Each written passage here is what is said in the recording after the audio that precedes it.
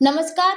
वनोजा ग्रामपंचायतीचा कारभार सध्या चव्हाट्यावर आला असून तहकूब ग्रामसभेत घडलेल्या प्रकरणामुळे गावात संतापाचे वातावरण निर्माण झाले आहे. राळेगाव तालुक्यातील वनोजा येथे 26 जानेवारी रोजी ग्रामसभा आयोजित करण्यात आली होती. मात्र ग्रामस्थांची उपस्थिती कमी असल्याने सभा तहकूब करण्यात आली. त्यानंतर 8 दिवसांनी 3 फेब्रुवारी 2024 रोजी तहकूब ग्रामसभा घेण्यात आली. परंतु या सभेत विषय सूचित नसताना शिपाई पदाचा मुद्दा उपस्थित करण्यात आल्याने गोंधळ उडाला. सचिवांनी काही दिवसापूर्वी आलेल्या अर्जाचे वाचन करून विषय पुढे आणला. उपसरपंच आणि सचिव यांनी सरपंचावर प्रश्नाची सरबत्ती करत दबाव टाकल्याचा आरोप होत आहे. या गोंधळात सरपंच थेट सभा सोडून घरी गेल्याची माहिती समोर आली आहे. यानंतर सचिव आणि उपसरपंच यांच्या मनमानी कारभारातून शिपाई पद अस्थायी करण्याचा ठराव मंजूर करण्यात आल्याचे सांगितले जात आहे. काही अर्जदारांच्या तक्रारीकडे जाणीवपूर्वक दुर्लक्ष करण्यात आल्याचा आरोपही ग्रामस्थ करत आहेत. यापूर्वी 11 ऑक्टोबर 2024 रोजी शिपाई पदासाठी 12 अर्ज प्राप्त झाले होते.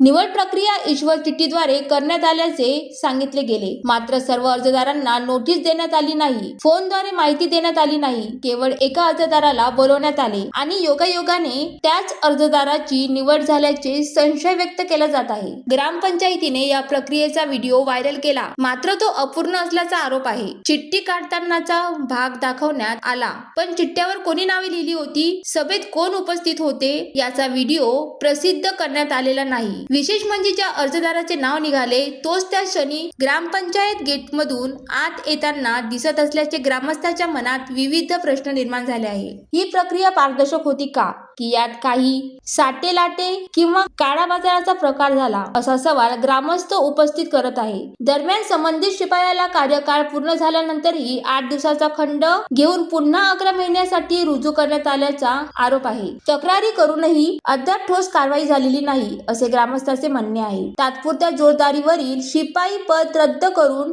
ते पद रिक्त जाहीर करावे आणि नव्याने पारदर्शक भरती प्रक्रिया राबवावी, अशी माहिती आता जोर धरू लागली आहे.